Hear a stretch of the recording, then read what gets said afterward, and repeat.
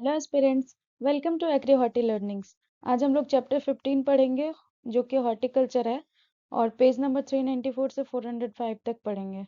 पिछला स्लाइड जो मैंने हॉर्टिकल्चर का अपलोड किया था उसमें चैप्टर का नाम मैंने गलत लिख दिया था बाय मिस्टेक। चैप्टर 15 में हॉर्टिकल्चर दिया हुआ है। तो क्लासिफिकेशन ऑफ हॉर्टिकल्चरल क्रॉप्स में फ्रूट और वेजिटेबल का क्लासिफिकेशन है। इसमें कई तरह से इसको बांटा गया है और इस बुक में एग्रीकल्चर एट अ ग्लांस में 8 तरह से बताया गया है। तो पहला है अकॉर्डिंग टू बॉटनी, यानी कि उसका जो बनावट है, उसका बोटेनिकल फीचर्स है, उसके हिसाब से ये दो तरह के होते हैं, एक मोनोकॉट एक डाइकॉट। तो मोनोकॉट में ये 5-6 फैमिलीज यहाँ पे दी हुई है, ये सारे मोनोकॉट में आती है। एलिएसी में onion garlic, Arecaceae coconut, palm, date palm, अरबी, एलिफेंट फुट, या अमेरिका नट, ये सब। Bromeliaceae pineapple, Dioscoreaceae yam, Liliaceae asparagus, Musaceae banana, ये सारे मोनोकॉट्स है। और डाइकॉट्स में फ्रूट क्रॉप्स में इसके अलावा भी है, सेकंड पेज में ये सारे डाइकॉट्स में हैं। उसके बाद वेजिटेबल्स का दिखाया जाएगा। अनाकार्डियसी में मैंगो, कैश्यू, एपोसाइनेसी करौंदा, Arecaceae date palm, Annonaceae custard apple, Caricaceae papaya, Leguminaceae tamarind, Euphorbiaceae ऑनला, जुगलेंडेसी वॉलनट, मेडरटेसी गुआवा और जामुन। उसके बाद उसके अलावा ओड एप्पल,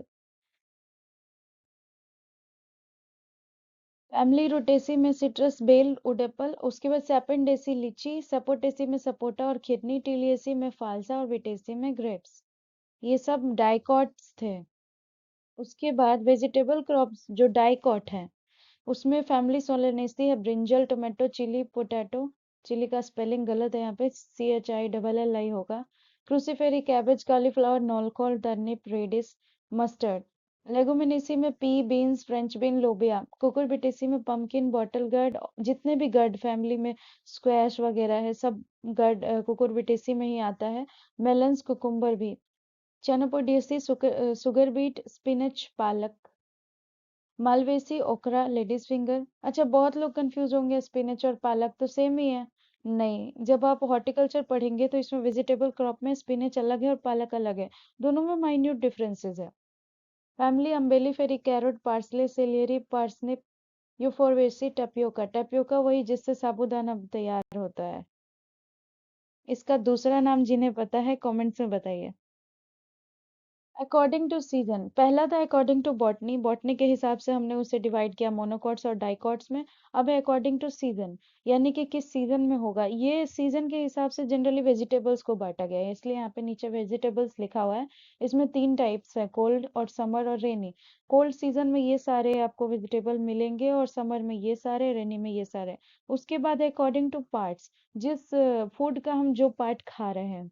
तो फ्रूट, किसी किसी का है कि हम फल ही खाते हैं, किसी का ट्यूबर खाते हैं, किसी का पत्ते खाते हैं हम, और किसी का फूल खाते हैं, किसी का रूट खाते हैं, किसी का सीड्स खाते हैं, स्टेम, बल्ब्स। बल्ब्स में ओनियन गार्लिक है। ये सारे जो मैंने बताया, ये सारे लिस्टिंग्स यहाँ पे दिए हुए हैं। उसके बाद अकॉर्डिंग टू स्ट्रक्चर, अब हो गया फूड, जिस पार्ट्स को हम खाते हैं वो तीसरा था। सेकंड वाला था कि आप सीजन के हिसाब से बांट दिए। फर्स्ट में बॉटनी था। अब फोर्थ में है स्ट्रक्चर। स्ट्रक्चर उसका कैसा होगा, हर्ब्स, सर्व्स और अंडर सर्व्स, सर्व्स और ट्रीज, ये 4 टाइप्स में उसको बांटा गया स्ट्रक्चर के हिसाब से। हर्ब्स बहुत लीफी होते हैं और बहुत ही साइज में छोटे होते हैं, जैसे स्ट्रॉबेरी, बनाना, पाइनएप्पल। अंडर सर्व्स में जो सर्व्स तो है, मतलब हर्ब से बड़े हैं, लेकिन वो बहुत बड़े सर्व नहीं है, तो उसको अंडर सर्व्स में रखा गया है, टोमेटो और बाकी वेजिटेबल्स। और श्रब्स जो ठीक ठीक श्रब है तो वो 10 से 12 फीट हाइट के होते हैं। लीची, लेमन, ऑरेंज, पोमेग्रेनेट, करौंदा, ये सब को श्रब में रखा गया है। लेकिन आप देखिए कि ट्री में मैंगो, कोकोनट को रखा गया है जो बहुत लीच ये सबसे ज्यादा बड़ा है, वो सबको ट्रीज में रखा गया है। ये न्यू क्लासिफिकेशन है। इससे पहले वाले में श्रब्स, अंडर श्रब्स को श्रब समझा जाता था, और श्रब्स और ट्री जो अभी दिया गया है इन सबको ट्री समझा जाता था। उसके बाद है अकॉर्डिंग टू क्लाइमेट।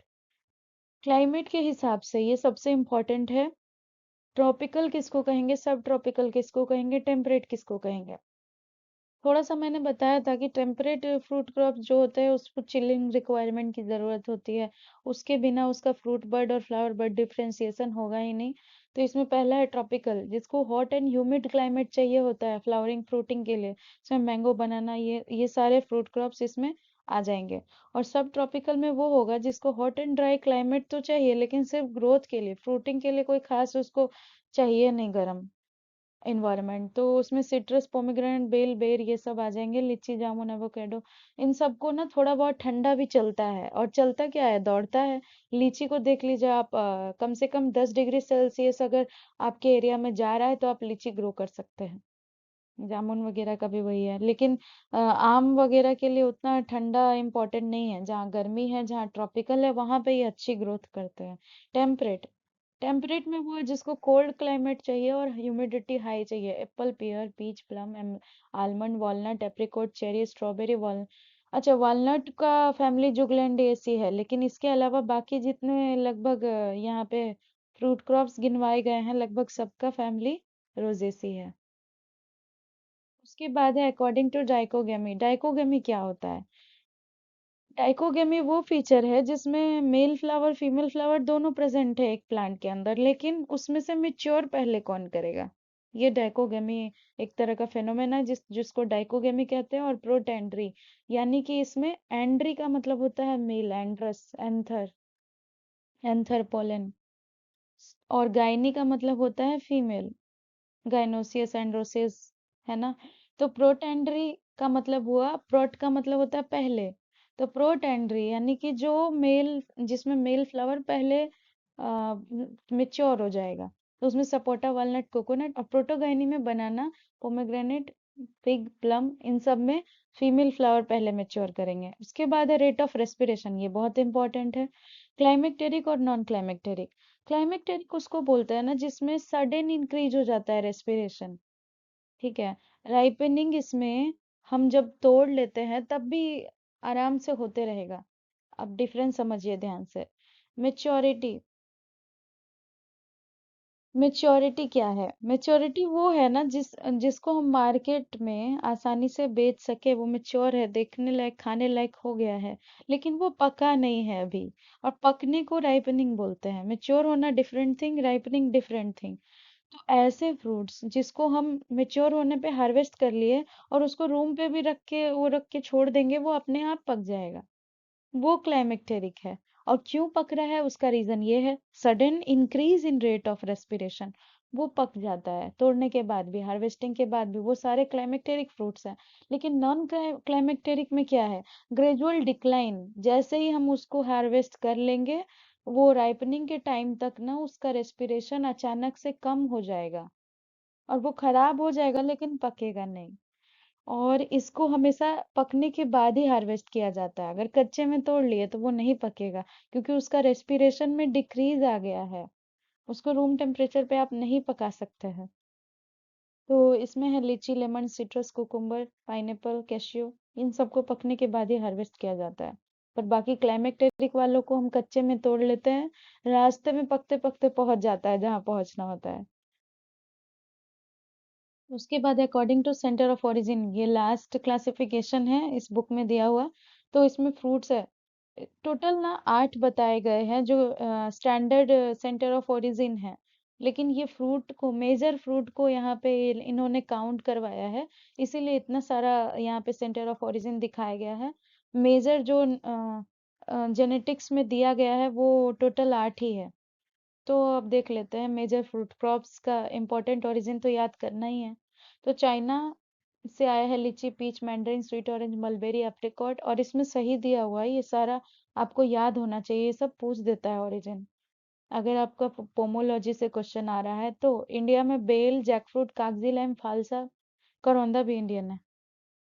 उसके बाद है ब्राजील से pineapple, cashew nut, Mexico papaya, sapota, custard apple, Peru guava, south east Asia banana, coconut, pomelo, lemon, Iraq से फिग, डेट पाम, ईरान से पोमेग्रेनेट, यूरोप से पियर, एशिया माइनर से एप्पल, अफगानिस्तान से almond, Indo China ओलना, walnut, Indo Burma mango, Japan से plum.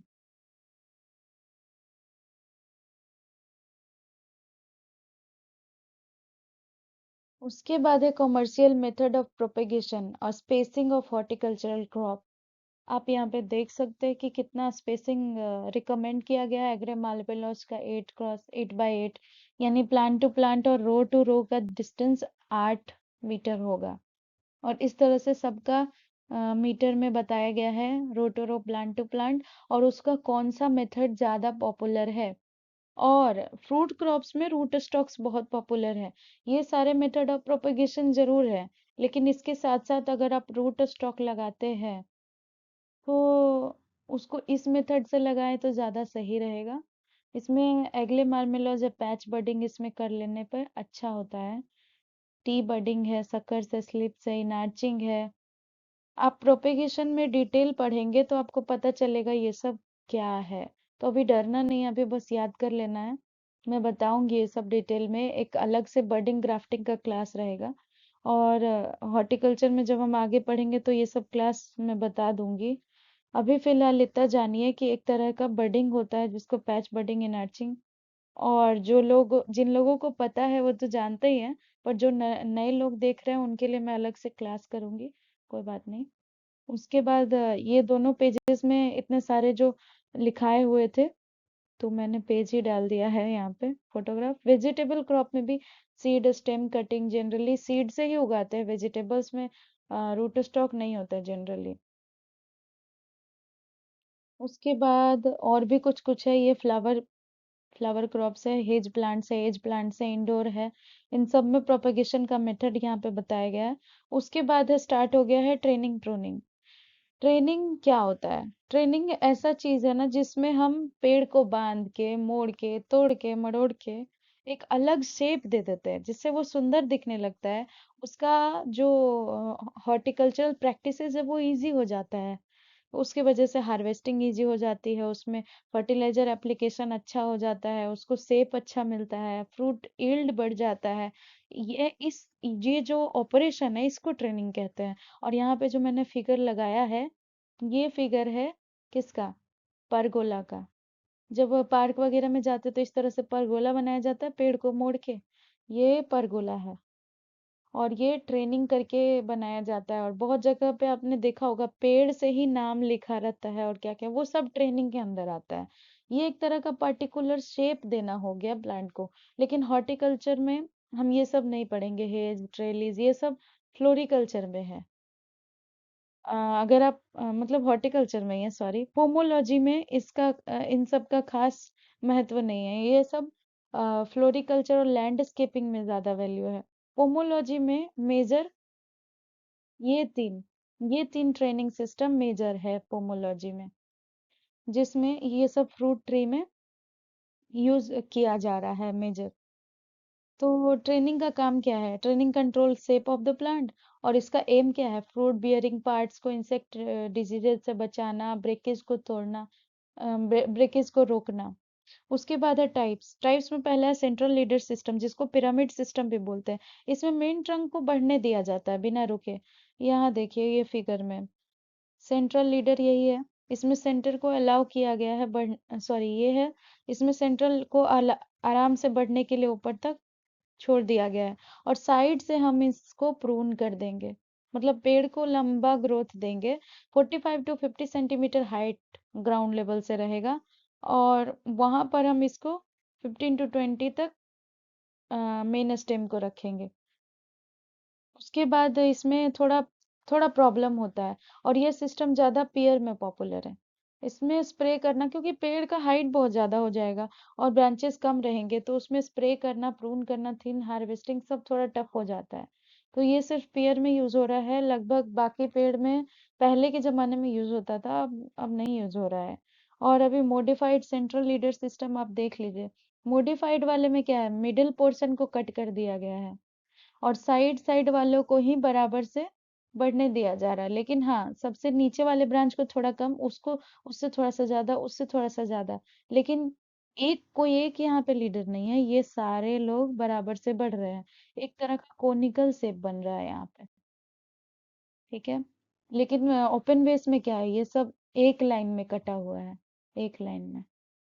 ये figure ध्यान में रखिएगा, अगले पेज में ये फिगर नहीं है। तो उसके बाद है ओपन सेंटर। अभी हमने बताया था इसमें मेन ट्रंक को बीहेड कर दिया जाता है, एक लाइन में कटा हुआ था ना 40 to 50 सेंटीमीटर तक। और उसके बाद 3 से 5 ना इक्वली, मतलब साइड के जो ब्रांचेस है ना 3 से 5 उसी लेवल में बढ़ाते हैं। मतलब ये मेन ट्रंक है, इसको यहाँ से काट दिए, अब इसी के लेवल में और भी साइड ब्रांचेस कट करेंगे, सब सब एक लेवल में रहेगा। ठीक है।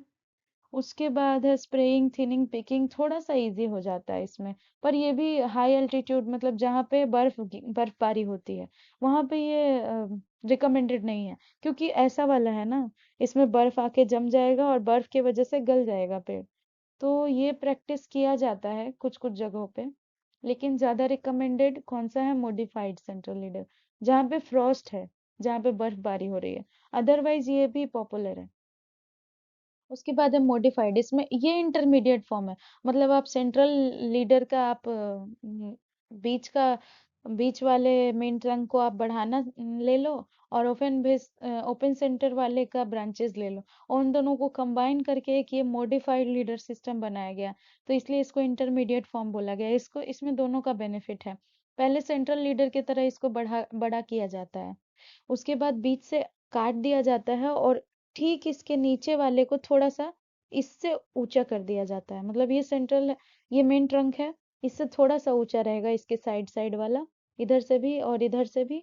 और नीचे के ब्रांचेस को थोड़ा सा कम रखा जाएगा, तो ये एक तरह का कोनिकल शेप बनेगा। और ये बताया गया है कि 40 सेंटीमीटर ग्राउंड से कट करेंगे, और 4 से 5 ब्रांचेस को 15 से 20 सेंटीमीटर, यानी ज्यादा का डिफरेंस नहीं है, पर है, सबको बराबर नहीं रखा गया है। और ये स्ट्रॉन्ग क्रॉच, क्रॉच एंगल किसको बोलते हैं, ये मेन स्टेम है, इससे जो एंगल बन रहा है ना इन दोनों के बीच, यही क्रॉच एंगल है। और बेटर स्पेसिंग भी मिल पाती है, और ज्यादा हाइट भी ठीक ठाक रहता है। अब है easy in spraying, pruning, harvesting, mostly used in commercial fruit crops, generally Apple. मैंने बताया था ना, modified leader system temperate crops में ज़्यादा यूज़ किया जाता है, क्योंकि बर्फ गिरेगा, जमेगा नहीं, क्योंकि नीचे के ब्रांच छोटे हैं, तो वो गिरेगा तो इधर से फिसल के गिर जाएगा। तो इसलिए एप्पल वगैरह में modified central leader system use किया जाता है। उसके बाद है प्रूनिंग। ट्रेनिंग था शेप देना, पर प्रूनिंग ये नहीं है। प्रूनिंग है कि जिसमें जो ब्रांचेस मर गए, जो ब्रांचेस कमजोर हैं, जो ब्रांचेस बाद में जाके लड़ जाएंगे एक दूसरे में, उन सबको, और साइड साइड के जो थिकनिंग है, बहुत घना हो गया है पेड़, और फल तो कुछ में ही आएगा, तो ऐसे ब्रांचेस जो फ्रूटिंग नहीं देगा, या उन सारे चीजों को हटाना, कटाई छटाई, ये सब प्रूनिंग में आता है। यहाँ पे है any excess undesirable unproductive branches, shoots, remaining part, ये यही था प्रूनिंग। और उसके बाद ये भी एक तरह से शेप तो देता ही है, और ये ग्रोथ बिहेवियर को कंट्रोल करता है, फ्लावरिंग टाइम को, फ्रूटफुलनेस को, और besides improving quality of food, fruit, कभी कभी ये क्वालिटी भी अच्छा। ये जो चार मैंने पिक्चर यहाँ पे दिखाया पिक्चर में, ये चारों टाइप्स है प्रूनिंग के। पहला है हेडिंग बैक, जिसमें हम हेडिंग कर देते हैं, हेडिंग बैक कर देते हैं। ये फर्स्ट वाला जो फिगर है, इसमें हम हेड को काट देते हैं। और उसके बाद है थिनिंग आउट। थिनिंग आउट में क्या करते हैं ना, उसको जो एक्स्ट्रा ब्रांचेस है उसको काट के पतला कर देते हैं। हेडिंग बैक में हेड को ही काट देंगे, ताकि और ब्रांचेस उसमें से नया नया ब्रांच निकले, ताकि और पेड़ घना हो। और थिनिंग में जो ऑलरेडी बहुत घना हो गया है, उसको हमको पतला थोड़ा बराबर में करना है, वो थिनिंग आउट है। उसके बाद है रिंगिंग। रिंगिंग में ना हम गर्डलिंग, रिंगिंग गर्डलिंग सेम है।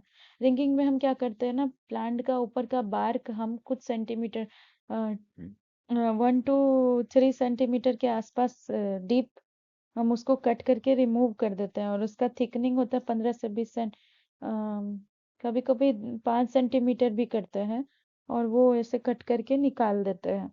इसकी वजह से क्या होता है ना, यहाँ से यहाँ का कनेक्शन टूटता है फिजियोलॉजिकली, और ये बेनिफिट करता है फ्रूटिंग में। उसके बाद है नॉचिंग।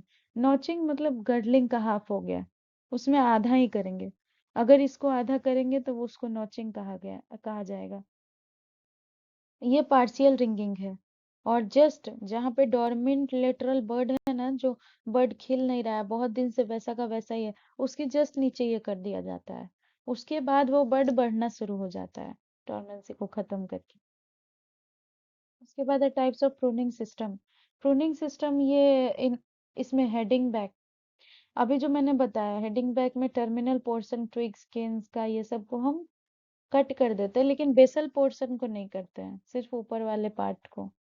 और ये स्टिमुलेट करता है मोर ग्रोइंग, और ज्यादा ज्यादा इसमें ब्रांचेस निकलेंगे, मैंने बताया अभी। और थिनिंग आउट में सूट ब्रांचेस बहुत अनडिजायरेबल है, उसमें बहुत ज्यादा हो गया, उसको कम करेंगे। गर्लिंग में सर्कुलर रिंग 3 सेंटीमीटर का, नॉचिंग इसमें हाफ करेंगे, मतलब हाफ, जैसे ये गोल है ना, ये गोल बना रहा है पूरा, तो गोल ना करके उसको सिर्फ आधा करेंगे तो वो नॉचिंग कहलाएगा, लेकिन पूरा गोल बनाएंगे चारों तरफ पेड़ के तो वो रिंगिंग। उसके बाद है systems of planting fruit crops, ये 6 तरह के सिस्टम है जनरली फ्रूट क्रॉप्स में, और जिसमें स्क्वायर सिस्टम सबसे सिंपल है, और कॉन्टूर वाला पहाड़ी इलाकों में यूज किया जाता है।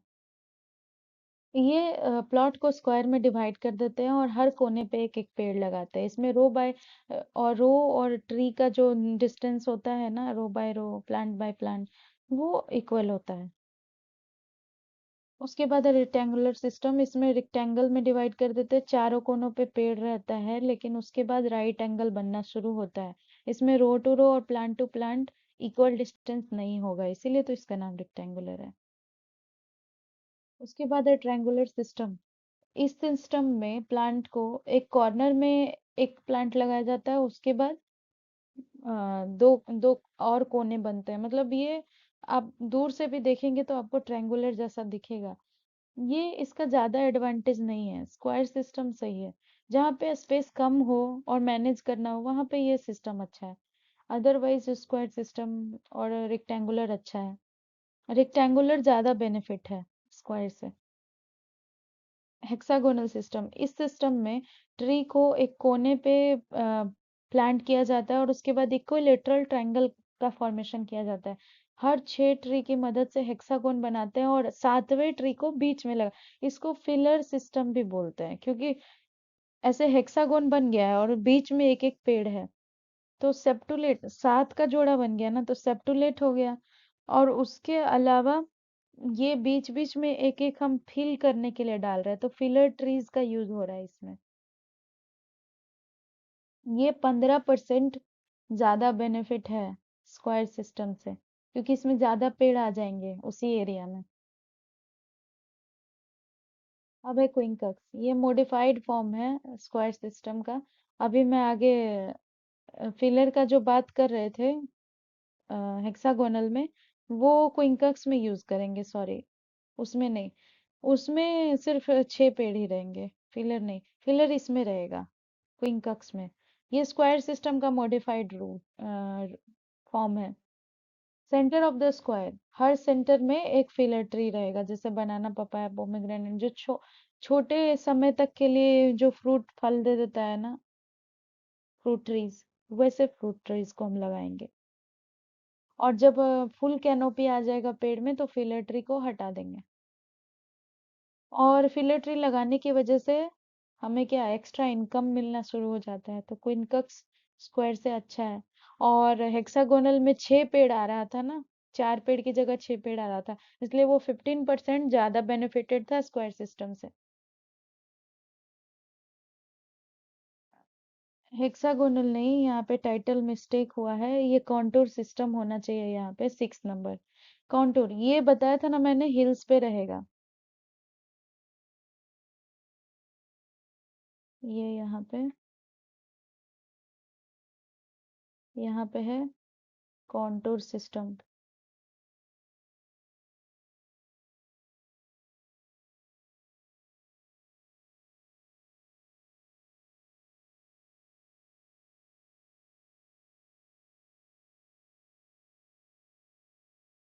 ये कॉन्टूर सिस्टम है जिस इसको हिल्स पे लगाया जाता है, और जहाँ पे लैंड्स अनड्यूलेटेड हो ना, आपने बहुत बार नोटिस किया होगा, जैसे पहाड़ी इलाकों में ना क्या होता है, सीढ़ी जैसा बना के टेरेस फार्मिंग टाइप का होता है, ये कॉन्टूर वही है।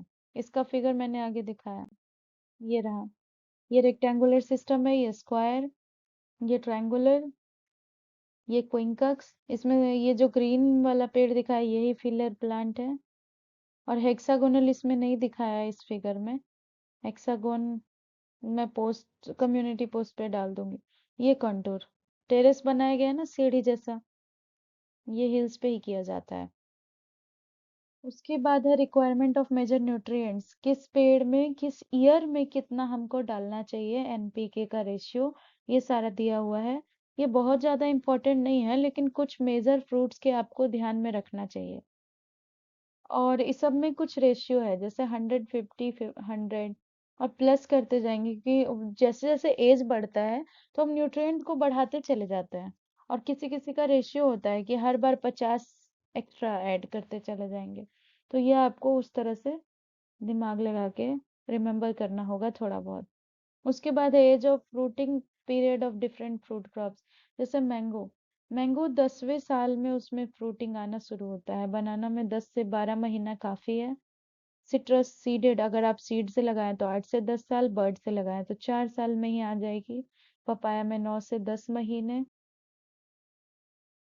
उसके बाद सपोटा में 4th ईयर ऑनवर्ड्स, पोमीग्रेनेट में 5 से 7 महीने फ्लावरिंग के बाद। गुआवा में 2 से 3 साल में ही, 5 महीने आफ्टर फ्लावरिंग। उसके बाद जैक फ्रूट में ग्राफ्ट से अगर आपने लगाया तो 3 से 5 साल, सीडेड से लगाया तो 7 से 8 साल। ऐसे करके 5 से 6 महीने में बेर आ जाएगा, फ्लावरिंग अगर आ गया है तो।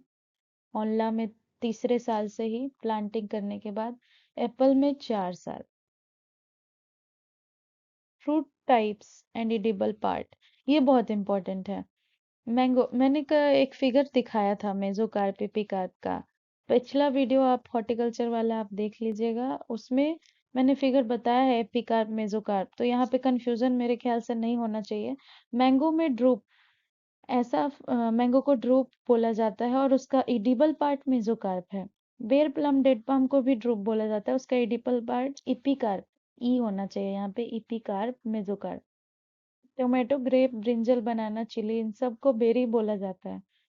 ये चौकना नहीं है, बेरी का मतलब लीची या ग्रेप ऐसा कुछ नहीं होता है। बेरी उसको बोलते हैं जिसमें ज्यादातर सीड नहीं होते हैं, और उसका जो ओव्यूल है ना, छोड़िए वो ज्यादा डिटेल हो जाएगा। अभी इतना याद रखना है कि tomato, grape, brinjal, banana, chilli, ये सब बेरी है। और इन सबको पेरिकार्प और प्लेसेंटा हम खाते हैं। पपाया सपोटा भी बेरी है, उसका हम मेसोकार्प खाते हैं। गुआवा बेरी है, उसका थैलेमस पेरिकार्प खाते हैं। सिट्रस का हस्पेरिडियम खाते हैं, endocarpic juicy. Pomegranate balausta, aril juicy seed coat. Apple, pear, loquat, strawberry का पोम बोलते हैं। इसका फ्लेसी थैलेमस खाते हैं हम लोग। बेल का एम्फीसारिका खाते हैं। Succulent placenta. कुकुरबिट्स का पेप्पो खाते हैं। Epicarp, mesocarp. उसके बाद है क्रॉप्स। कोकोनट में कोकोनट नट में आता है। लीची भी एक तरह का नट है। कोकोनट का हम इंडोस्पर्म खाते हैं, और नट का लीची का फ्लेसियरिल खाते हैं। जैकफ्रूट और पाइनएप्पल को सोरोसिस बोलते हैं, इसका ब्रैक्ट और पेरियंथ खाते हैं। और ओनला ओकरा कैप्सूल है, उसमें देखा है कैप्सूल की तरह अरेंज होता है सीड, एक अलग से रूम बना होता है सीड के लिए, इसलिए उसका नाम कैप्सूल है। मेसोकार्प और इंडोकार्प खाते हैं। फिग, फिग को सिंकोनस बोलते हैं, इसको इसका फ्लेसी रिसेप्टिकल खाते हैं। अब है डिफरेंट सिम्टम, क्यों हो रहा है। ओनला सौर क्यों लगता है, टेनिन्स की वजह से, पॉलीफेनॉल्स की वजह से। अरबी, एसिडिफिकेशन, बिटरनेस क्यों है उसमें, कैल्शियम ऑक्जेलेट की वजह से। बादाम में बिटरनेस क्यों है, एमिगडलिन से। ये पिछले क्लास में भी बताया गया था, ये यहाँ पे ए होगा, एमिगडलिन, ई नहीं होगा। बेल, लिक्विडिफिकेशन, मार्मेलोसिन। मार्मेलोज, एग्ले मार्मेलोज बेल का साइंटिफिक नेम है, उसमें मार्मेलोजिन पिगमेंट पाया जाता है। जनरली आप नोटिस करेंगे, याद करने का ट्रिक है कि जो साइंटिफिक नेम है ना फ्रूट का, वही उसी का वही पिगमेंट पाया जा रहा है उसमें। अदरवाइज जो फैमिली है उसका, वही पिगमेंट उसमें पाया जा रहा है। जैसे ब्रोमेलिएसी पाइनएप्पल का फैमिली है, और ब्रोमेलिन उसमें एक पिगमेंट केमिकल है जो पाया जा रहा है। अब इसका एग्ले मार्मेलोज है तो मार्मेलोजिन पिगमेंट है, मतलब सॉरी केमिकल है। बिटर गार्ड में बिटरनेस क्यों है, मोमोर्डियसी। अब देखिए बिटर गार्ड जो है ना, मोमोर्डी का उसका साइंटिफिक नेम है मोमोर्डियसी। इसमें क्या है, मोमोडिसाइड, ये केमिकल इसमें प्रेजेंट है। चिल्ली पंजेंसी क्यों है उसमें, कैप्सेसिन और रेड कलर कैप्जेंथिन, ये दोनों में कंफ्यूज मत होइएगा मेरी तरह।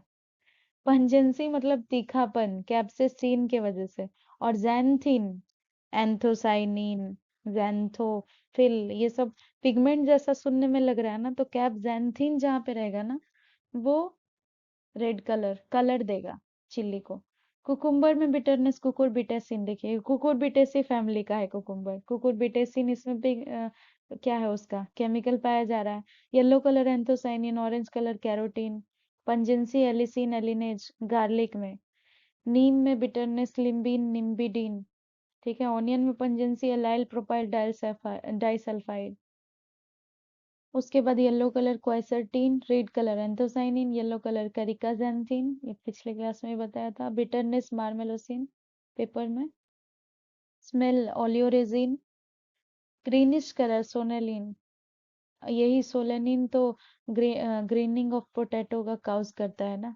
पंजेंसी आइसोसाइनेट पंजेंसी टर्निप में, कैल्शियम ऑक्सलेट, टोमेटो में रेड कलर लाइकोपीन, और टर्मेरिक में yellow colour curcumin, curcumin longa मैंने बताया था इसका साइंटिफिक नेम है। तो आज के लिए इतना ही।